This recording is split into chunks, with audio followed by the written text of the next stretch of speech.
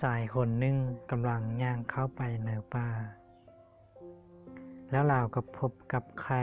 หน่วยหนึ่งมันแม่นไข่ของนกอินทรีและเราก็นำไข่หน่วยนั้นมาวางไว้ร่วมกับไข่ไก่หน่วยอื่น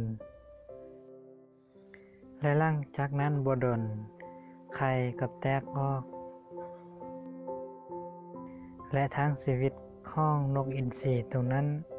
มันใช้ชีวิตดังไก่ตัวหนึ่งมันขุดดินห้านอนแล้วก็ห้องกุบกุบคือไก่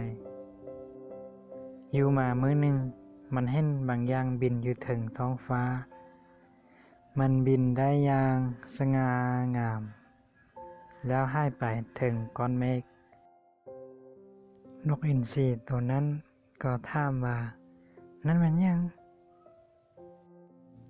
นั่นมันนกอินทรีเด้ไก่ตัวหนึ่งตอบลาวแม่นราชาแห่งนกทั้งปวงเจ้าแห่งท้องฟ้าบ่ต้องคิดหลายจะเป็นคือเราบ่ได้ดอก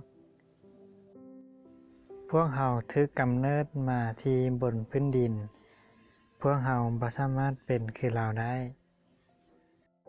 และทั้งชีวิตของนกอินทรีตัวนั้นก็ตายลงแบบไก่ตัวหนึ่งเรื่องนี้สอนให้รู้ว่า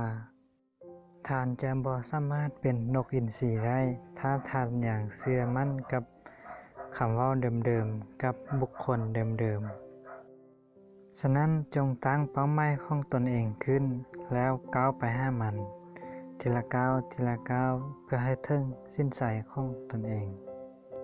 อย่าใช้ชีวิตแบบไก่ตัวหนึ่งทั้งที่ตนเองเกิดมาเพื่อที่จะเป็นนกอินทรีดังที่อัลเบิร์ตไอน์สไตน์ว่าท่านจะบ่สามารถเปลี่ยนแปลงชีวิตของท่านโดยที่ใช้ความรู้เก่าๆได้